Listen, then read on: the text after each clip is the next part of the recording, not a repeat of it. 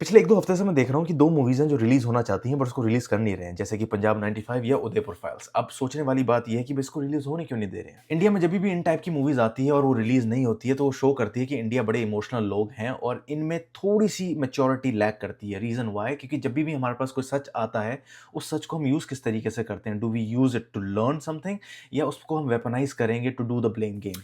अब इसको एग्ज़ाम्पल के थ्रू समझाता हूँ कि किस तरीके से जर्मनी में जब मूवी रिलीज़ हुई थी शिंडलर्स लिस्ट, जिस उससे एक वाइड कंसेंसस बना, एक वाइड धारणा बनी है लोगों के दिमाग में कि भई ईविल थे नाज़ीज़, कोई इसमें दो राय नहीं।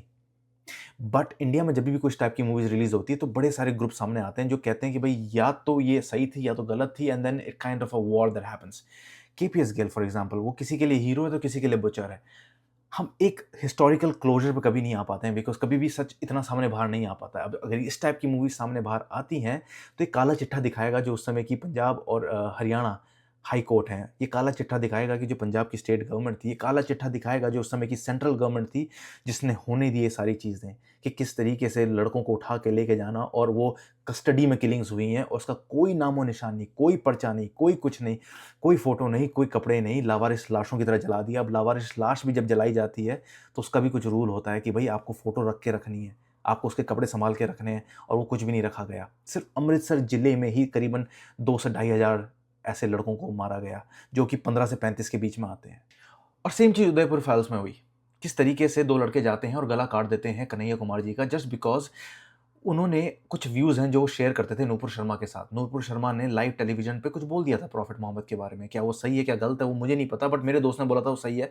बट उसको किस तरीके से बोला वो एक ट्रिगर कर गया और उन्होंने उसका गला काट दिया।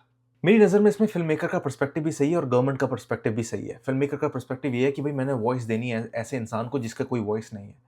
जसवंत सिंह खारड़ा पे मैंने मूवी बनानी है क्योंकि वो पूरे सिस्टम से लड़ गए थे। उनकी कहानी, उनकी दास्ताँ मुझे दिखानी है, मुझे वो लोगों को बतानी है। बट हो सकता है गवर्नमेंट का ये मानना हो कि भई अगर ये मूवी रिलीज़ हो गई, तो ये खालिस्तान सिम्पैथाइज़र एक्टिविटीज़ बढ़ाएगी पंजाब में और Punjab being a border state, होता ये है कि बॉर्डर स्टेट में इंटरवेंशन बहुत ज़्यादा होती है बाहर की स्टेट से। जैसे कि पाकिस्तान की आईएसआई डेफ़िनेटली इसमें काम अपना डालेगी, अगर ये खालिस्तान सिम्पैथाइज़ कर दे ऑल ओवर पंजाब में। मेरी नज़र में ये मूवी बिल्कुल रिलीज़ होनी चाहिए बट उससे पहले हमें अपने आप से पूछना पड़ेगा यार ऐसी मूवीज़ देखने के लिए हम इमोशनली कैपेबल हैं?